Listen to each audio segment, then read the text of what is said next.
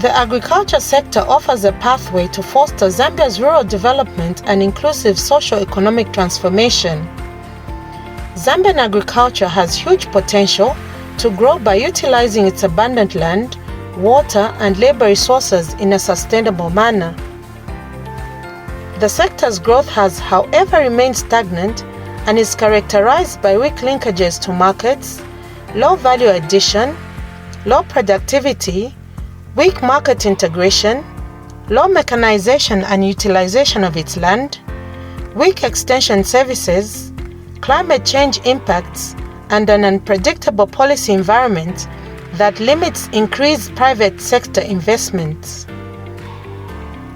To tackle these challenges in an integrated approach, government through the Ministry of Agriculture and Ministry of Green Economy and Environment, with financial support from the African Development Bank and the Climate Investment Funds, will be implementing the Building Resilience of Food, Livelihoods and Ecosystem Services in Central and Northwestern provinces.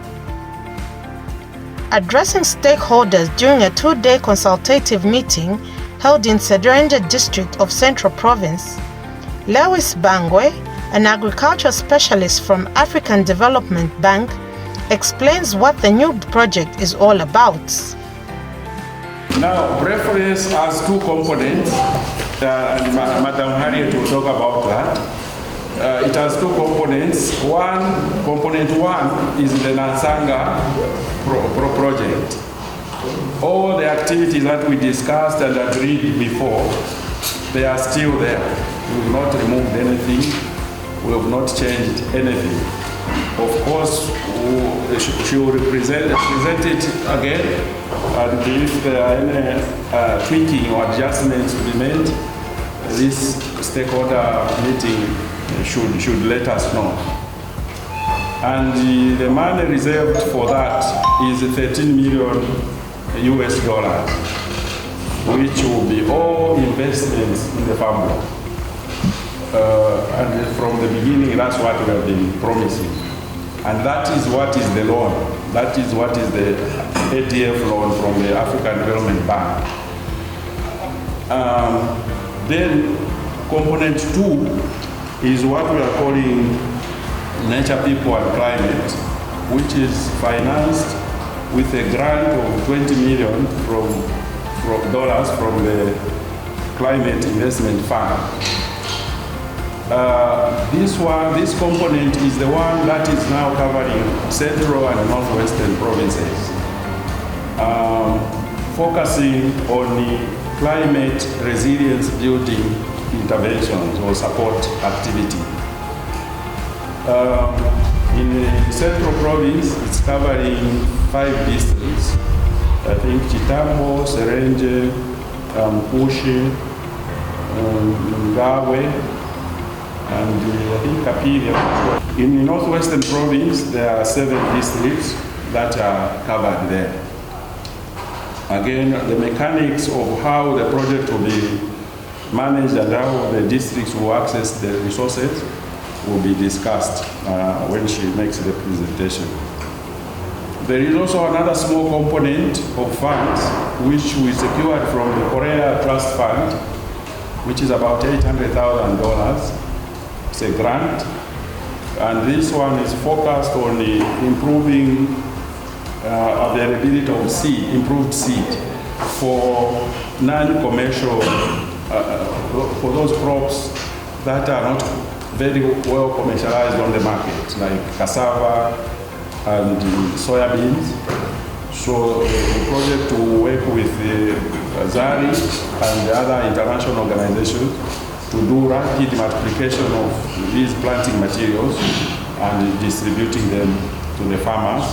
Harriet Moine, a senior planner in the Ministry of Agriculture, now explains the scope and the various components of the project. The project is a combination of a loan and a grant, a loan from ADB and a grant from the Climate Investment Fund. The executing agency this time has moved from Ministry of Agriculture. The project will be executed under the Ministry of Green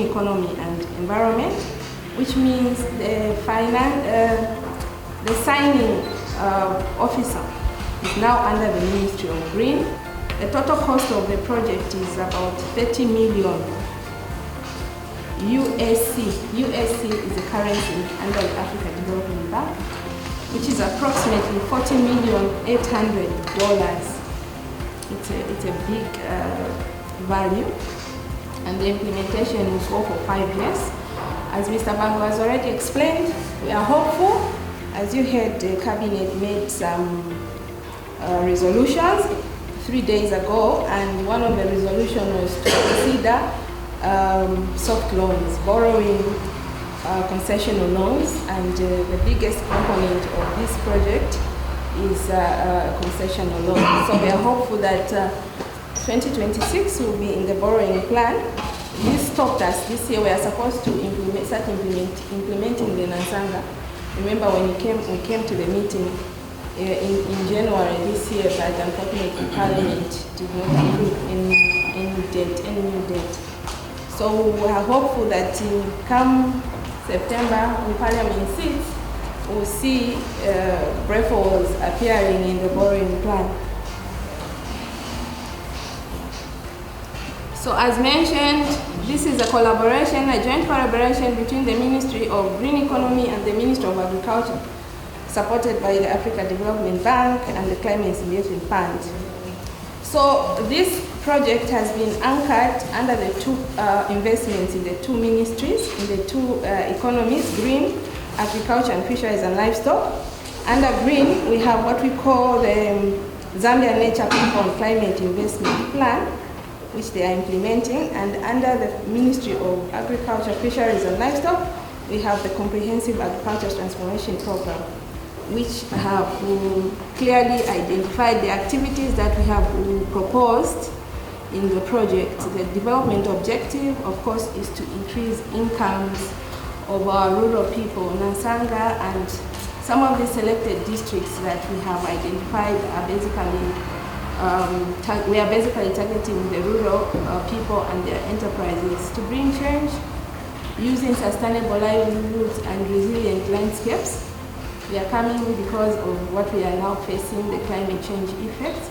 So in everything that we are doing, we are involving climate change issues.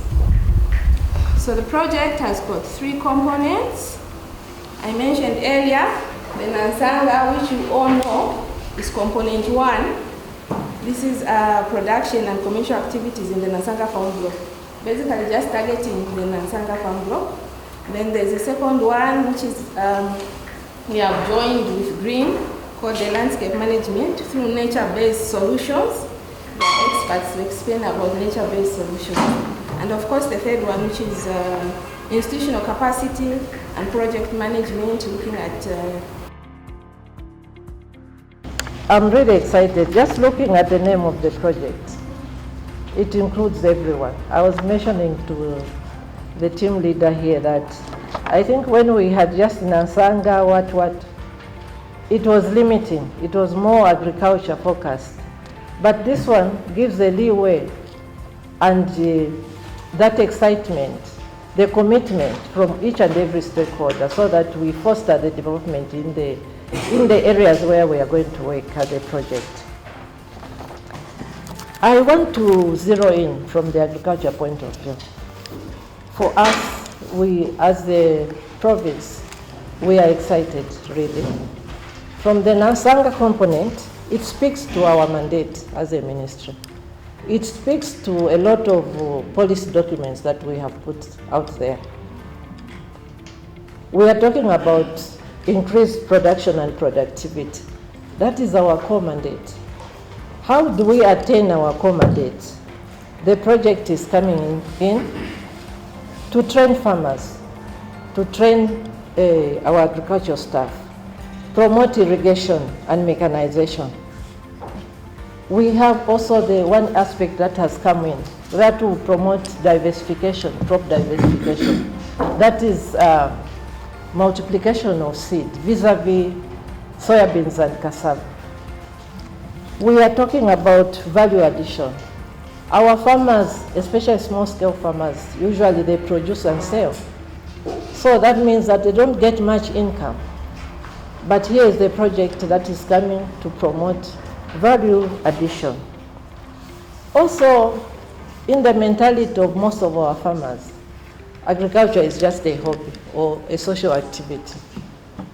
But here is a project also that is coming to emphasize agriculture as business and to provide also marketing systems. And speaking earlier during a courtesy call on Serenje District Administration, District Administration Officer Peter Ndala expressed gratitude for the increased scope of the project. We are happy that the provincial administration thought of incorporating Serenje into this expanding scope of agriculture arrangement. We know that Nansanga, yes, has been there, and it is in Chief Muchinda's area. Out of the six chiefs, it's only one chief actually would have benefited from this arrangement, because Nansanga is in Chief Muchinda's area, and the other chiefs were crying foul. But the good news is that in your debrief, you've indicated that the scope has since changed. You're going to capture many of our people within the district.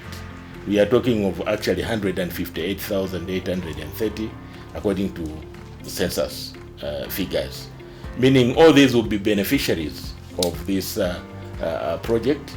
Other than Nansanga itself, you are going now into the other 5 chiefdoms. And our chiefs, I'm sure, will be very happy to receive this kind of information. We want to assure you as the district administration that we remain supportive throughout the process, so that at the end of the day, we achieve that which we are supposed to achieve. Our focus as district administration is on the 3 E's. And I know in your debrief you have already covered that. We are concerned with the environment. And I heard some environmentalists around here. We are concerned with the economy and the employment of the youth. So all these aspects have been covered, and we are excited that we can move together. In terms of support and lobbying for the more support from the central government, we remain committed. At every given opportunity, we shall make sure that we re-echo this, so that at the end of the day, we achieve that which we are supposed to achieve. We are a proud district, because each time His Excellency, the President, talks about agriculture in Zambia, and he has to talk about Serenje, Nansanga is highlighted, and we feel good as a district. But we are happy that you go a mile further and ensure that nearly everyone is captured and benefits from this arrangement. We know that so far, there are activities that are happening at Nansanga, so you don't need to be very apologetic, because those that gave the debriefs were, no, we are sorry. We are excited ourselves, because we see people coming through and assure us, and activities are going on.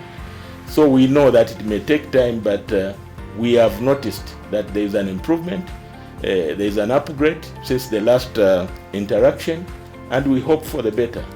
So we just wish you well as you conduct this pre-assessment appraisal, so that at the end of the day, we score as a Serenje, and our people will have to benefit from this project. The local authority were also present during the stakeholder meeting, and in delivering his keynote address, Deputy Council Chairperson Douglas Free Jones Zigauke thanked the government for bringing the project to Serenje. It's important people that are here today. And as Serenje, from Serenje Town Council, I think we are humbled that we have been chosen to host you. Like I said, let this meeting be fruitful, and may it bear fruit for the district and Zambia at large, and may we participate fully, and also know that we are representing a lot of people out there. So thank you very much, and please, let's participate together. Thank you. To this very important meeting, I think one thing we can all agree is that climate change has impacted our communities in various ways, which has affected their ability to produce and also provide for themselves.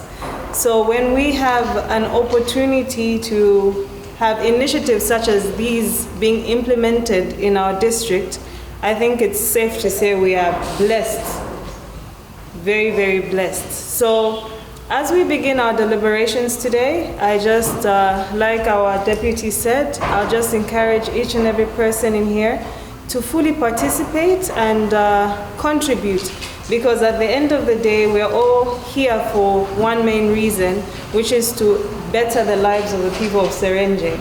So we are depending on each and every person in here right now to fully engage and participate, because at the end of the day, we have to have something that we'll all be proud of. So in short, I just want to say welcome to our meeting and let us have a fruitful discussion. Chief Engineer, Agriculture Mechanization in the Ministry of Agriculture, Joseph Pakati, disclosed that the ministry has formulated a 5-year national mechanization strategy aimed at addressing agriculture mechanization challenges in the agriculture sector, and Nansanga Farm Block is strategically poised to benefit from the intervention. Announced to the House to say that at Africa level, there is a book which was produced in 2018 called Framework for Sustainable Agricultural Mechanization. This framework is like a blueprint to how we should promote mechanization in Africa. So African countries have been advised to use that framework to be able to promote mechanization, and it has 10 elements. Out of those 10 elements, it wants African countries to have a policy direction towards promotion of mechanization. And in terms of policy, we already have. For our ministry, we have the second policy, which we are implementing. It was produced in 2014. It's still active. Harriet has mentioned the CASIP, which is the latest direction to where we are going. We had the 7th National Development Plan, which was talking about mechanization. Now we have the 8th National Development Plan, talking about mechanization. But specifically to answer to the framework for sustainable agricultural mechanization, we produced a book called the Mechanization Strategy in February last year. So in it has 3 thematic areas. Each area is looking at what to do to be able to promote mechanization. And each thematic area has strategic objectives. Then each strategic objective has interventions. What should we do in order to achieve the strategic objectives and be able to actualize the drive to mechanization? So in it, we are promoting a lot of things. So I'll just stick to one, which is related to why we are gathering here.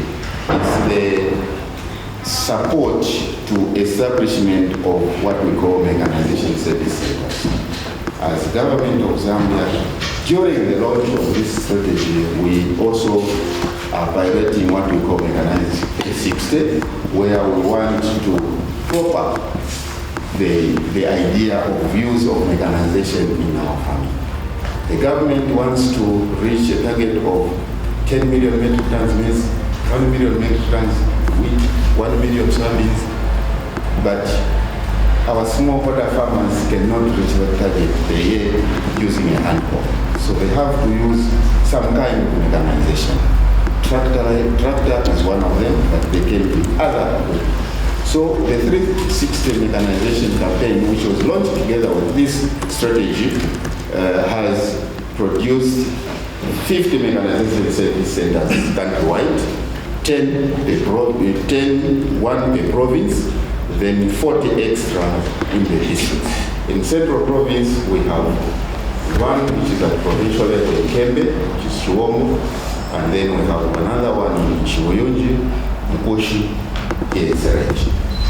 You can attest that we have at our FTC a tractor and implements. 360 means not only a tractor and a plow, it has to be a tractor and implements to support from land preparation, crop management, in terms of pests and the weed control, minimum processing like the thresher or sheller, then transportation.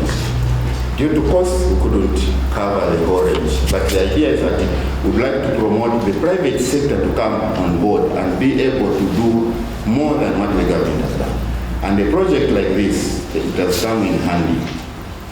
As government, we already started.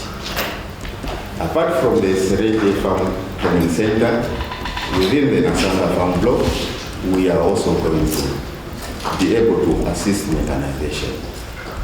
It is already in the procurement plan. In the next 1 month, we should be able to receive 2 tractors in the Nansanga Farm Block. Harriet has mentioned, I think I can quote the components she was mentioning, within component 1 and item 1.7, where we are going to establish 2 agribusiness and mechanization centers within the farm blocks. So from our side, we are already ahead. We are looking forward to the district to be able to actualize the issue of local management of these service centers.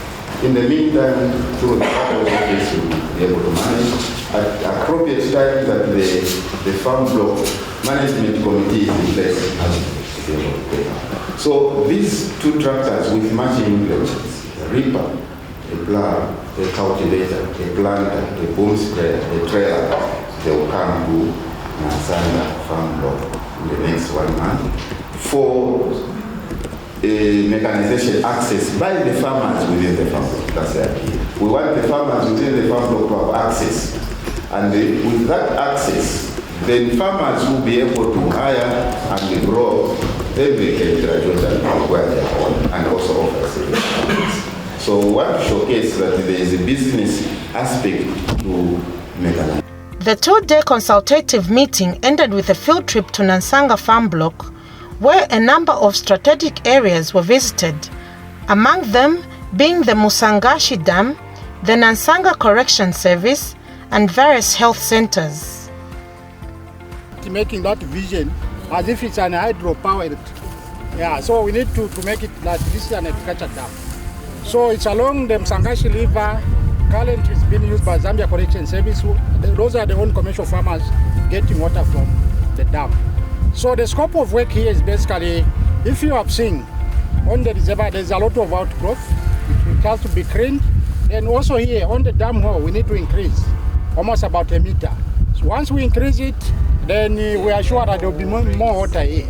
Then downstream here, this is why we are proposing an irrigation scheme for the locals to benefit.